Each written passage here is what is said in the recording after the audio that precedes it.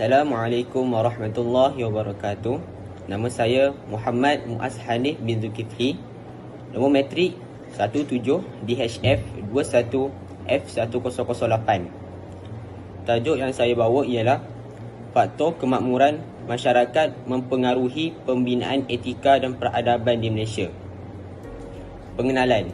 Masyarakat bermaksud sekelompok orang yang membentuk sebuah sistem interaksi sosial di mana sebahagian besar interaksi yang berlaku dalam lingkungan sistem sosial itu adalah lahir dari individu-individu yang berada dalam kelompok tersebut.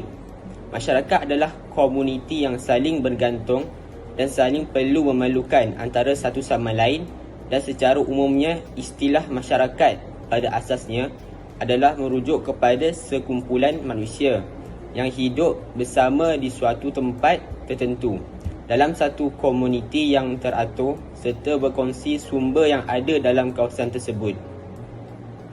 Sejarah kewujudan masyarakat majmuk di Malaysia.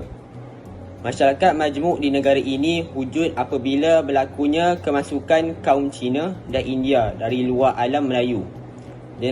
Generasi awal mereka telah berhijrah ke negara ini daripada negara asal masing-masing adalah untuk memulakan kehidupan baharu di sini. Sebahagian besar mereka datang dengan tujuan untuk mencari rezeki dan mengumpul kekayaan sebagai bekalan setelah mereka kembali semula ke negara asal mereka. Setelah kemasukan semua imigran ini, maka bermulalah proses pembentukan masyarakat majmuk yang berbilang kaum, seperti yang kita lihat pada masa sekarang. Proses pembentukan masyarakat majmuk ini pada mulanya adalah sukar kerana wujudnya perbezaan fahaman, amalan, ras dan etnik serta kehidupan seharian. Dalam pada itu, wujud pula juga konflik dalam proses pembentukan masyarakat majmuk di negara ini. Satu daripadanya adalah peristiwa 13 Mei 1969. Penghijrahan imigran ini akhirnya telah menyebabkan wujudnya kelompok baharu dalam masyarakat di negara ini. Sebagai contoh, hasil daripada penghijrahan orang Cina dan India ke negara ini telah wujud kelompok Baba Nyonya yang berketurunan Cina dan kelompok Titi yang berketurunan India. Kelompok-kelompok ini wujud hasil daripada asimilasi budaya asal mereka dengan budaya tempatan di negara ini.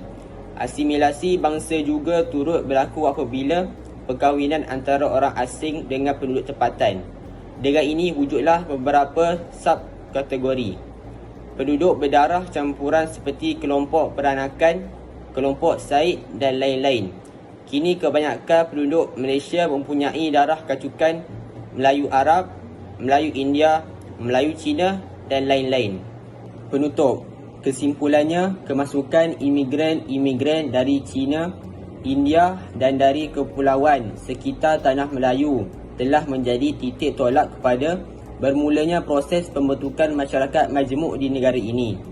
Pengaruh imigran ini di tanah Melayu telah mengubah corak dan sistem sosial alam Melayu dan juga masyarakat Melayu pada ketika itu.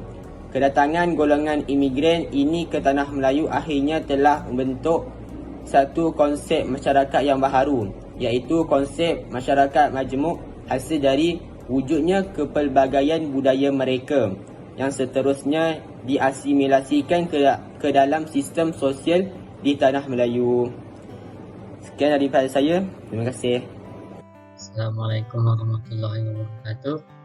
Nama saya Muhammad Hafiz Ahmad Nizam. Hari ini saya akan membentangkan tajuk berkenaan faktor kemajemukan masyarakat mempengaruhi pembinaan etika dan peradaban di Malaysia. Masyarakat majmuk ialah sebuah masyarakat yang terdiri daripada pelbagai kaum yang mengamalkan budaya, agama, bahasa, adat resam dan cara hidup yang tersendiri.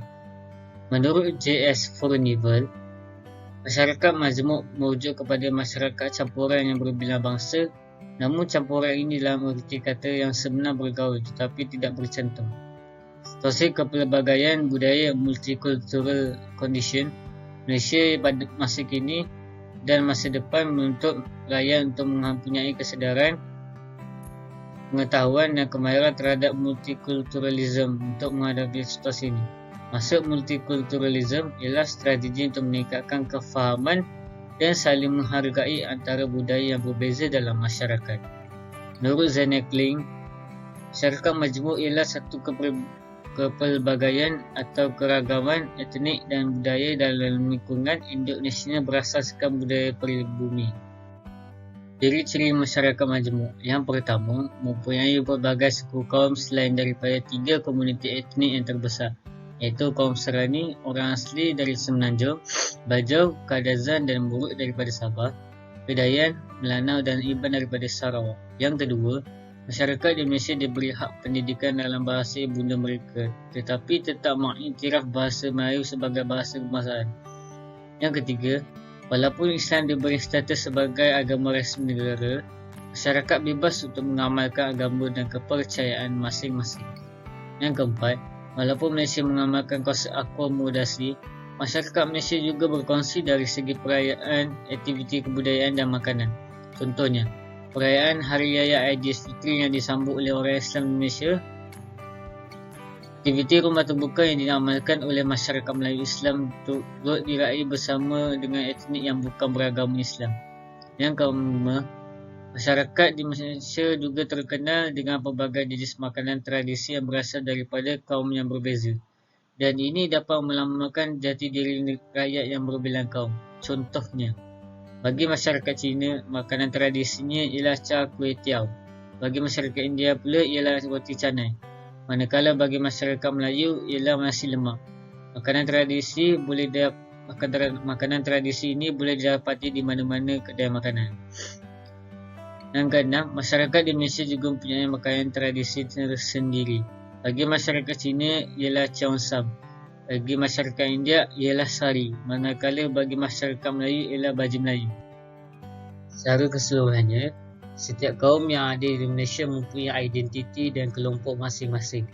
Dengan adanya dasar-dasar kerajaan dan rukun negara, kesepaduan dan keharmonian dapat dicapai. Kesepaduan sosial boleh wujud dan bercambah sekiranya semua pihak saling melengkapkan, menjamin kelangsungannya, meningkatkan daya tahan dan keharmonian dalam sesebuah masyarakat majmuk.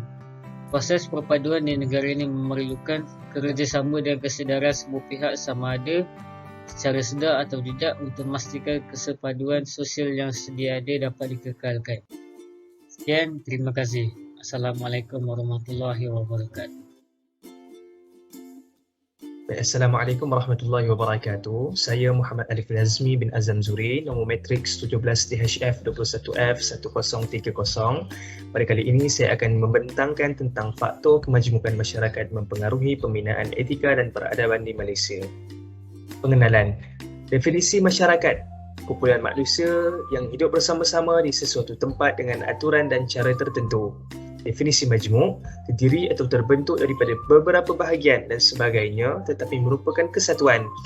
Definisi masyarakat majmuk atau pluralistik merujuk kepada beberapa kelompok bangsa atau kaum yang tinggal dalam satu kawasan politik sebagai satu masyarakat tetapi hidup terpisah kerana mengamalkan cara hidup, adat dan kepercayaan yang berbeza dengan bangsa lain. Malaysia dikenali sebagai negara yang unik kerana mempunyai kemajmukan dan kepelbagaian etnik dan kaum yang berbilang. Kemajmukan ini terdiri daripada pelbagai kaum yang mengamalkan budaya, agama, bahasa, adat resam dan cara hidup yang tersendiri. Seterusnya, jati diri sesebuah bangsa. Jati diri merupakan elemen yang mendasari citra dan imej sesebuah bangsa. Jati diri merangkumi 4 perkara. Yang pertama adat, yang kedua agama, yang ketiga bahasa, yang keempat budaya. 4 elemen penting ini menjadi asas utama kekuatan sesuatu bangsa. Contohnya, seperti dalam catatan sejarah, bahasa Melayu yang syarat dengan jati diri bangsa Melayu telah menjadi lingua franca atau bahasa perhubungan pelbagai bangsa terutama di zaman kegemilangan kerajaan Melayu Melaka. Hubung kait antara jati diri sesebuah bangsa dengan tajuk utama ialah jati diri ini merupakan salah satu faktor terbentuknya kemajmukan masyarakat dan telah mengubah etika dan peradaban di negara ini kerana Malaysia mempunyai pelbagai bangsa yang membawa jati diri dan keunikan masing-masing. Dari aspek sosial, antara faktor kemajmukan masyarakat sehingga mempengaruhi pembinaan etika dan peradaban di negara ini, ialah kerana berlakunya pengasingan sistem pendidikan. Contohnya, wujud sistem pendidikan yang berbeza berdasarkan 3 kaum, iaitu sekolah kebangsaan, sekolah jenis kebangsaan Cina dan sekolah jenis kebangsaan Tamil. Hal ini menyebabkan berlakunya penyerapan nilai etika dan peradaban yang berbeza mengikut jenis sekolah. Tidak terlepas juga dari kesan daripada pecah dan perintah yang dibawa oleh British. Dasar ini juga menjadi salah satu faktor Malaysia menjadi sebuah negara yang majmuk. Penutup, secara kesimpulannya, masyarakat di Malaysia perlu mengamalkan semangat perpaduan untuk mengukuhkan lagi masyarakat majmuk di Malaysia tidak kira bangsa, agama dan budaya. Oleh itu, sebagai seorang rakyat Malaysia yang cintakan keunikan dan kepelbagaian, kita perlulah sentiasa menghargai setiap kaum, budaya dan agama di Malaysia demi menjamin keamanan dan kesejahteraan sejagat. Secara kesimpulannya, masyarakat di Malaysia perlu mengamalkan semangat perpaduan untuk mengukuhkan lagi masyarakat majmuk di Malaysia tidak kira bangsa, agama dan budaya. Oleh itu, sebagai seorang rakyat Malaysia yang cintakan keunikan dan kepelbagaian, kita perlulah sentiasa menghargai setiap kaum, budaya dan agama di Malaysia demi menjamin keamanan dan kesejahteraan sejagat. Sekian, terima kasih. Assalamualaikum warahmatullahi taala wabarakatuh. Nama Muhammad Alil Adham bin Jafridin, nombor metrik 17 DHF 21 F1014. Faktor kemajmukan masyarakat mempengaruhi pembinaan etika dan peradaban di Malaysia. Definisi masyarakat majmuk. Masyarakat majmuk atau pluralistik merujuk kepada beberapa kelompok bangsa atau kaum yang tinggal dalam satu kawasan politik sebagai satu masyarakat, tetapi hidup terpisah kerana mengamalkan cara hidup, adat dan kepercayaan yang berbeza dengan bangsa lain. Pada abad ke-19, tanah Melayu didominasi oleh 3 bangsa, iaitu bangsa Melayu, Cina dan India. Daripada segi konteks sosial, persetujuan yang dicapai sebelum merdeka, kalangan pemimpin parti politik UMNO, MCA dan MIC, tujuannya adalah untuk menyelesaikan masalah perbezaan, kepentingan diri dan kelompok masing-masing tanpa menjejaskan hak sesiapa. Ini untuk memastikan setiap pihak yang bersetuju mematuhi dan menyampaikan kepada generasi untuk kepentingan berpanjangan. Ini kerana supaya tidak bercanggah dengan hubungan yang terbina. Antara isi kontraknya adalah orang Melayu akan menerima dan mengiktiraf orang Cina dan India. Orang Cina dan India pula perlu mengiktiraf bahasa Melayu, iaitu bahasa persekutuan. Mereka juga perlu mengiktiraf agama Islam, iaitu agama rasmi. Mereka juga mengiktiraf kedaulatan Raja-Raja Melayu dan menerima hak keistimewaan orang-orang Melayu. Daripada segi aspek ekonomi, pada zaman penjajahan British, mereka menggunakan dasar divide and rule di mana mereka memisahkan kaum-kaum utama mengikut bidang ekonomi. Masyarakat Melayu ditempatkan di aktiviti pertanian dan ditempatkan di kawasan perkampungan. Masyarakat Cina pula ditempatkan di aktiviti perlombongan dan ditempatkan di bandar. Masyarakat India ditempatkan di kawasan ladang-ladang dan ladang-ladang getah. Ini menyebabkan ketiga-tiga kaum ini terpisah dan hubungan menjadi lebih renggang. Dan ini juga mewujudkan jurang ekonomi antara kaum. Perbezaan pekerjaan ini membataskan interaksi sosial antara mereka. Kesan perasaan prasangka antara kaum menjadi lebih kuat. Sekian, terima kasih.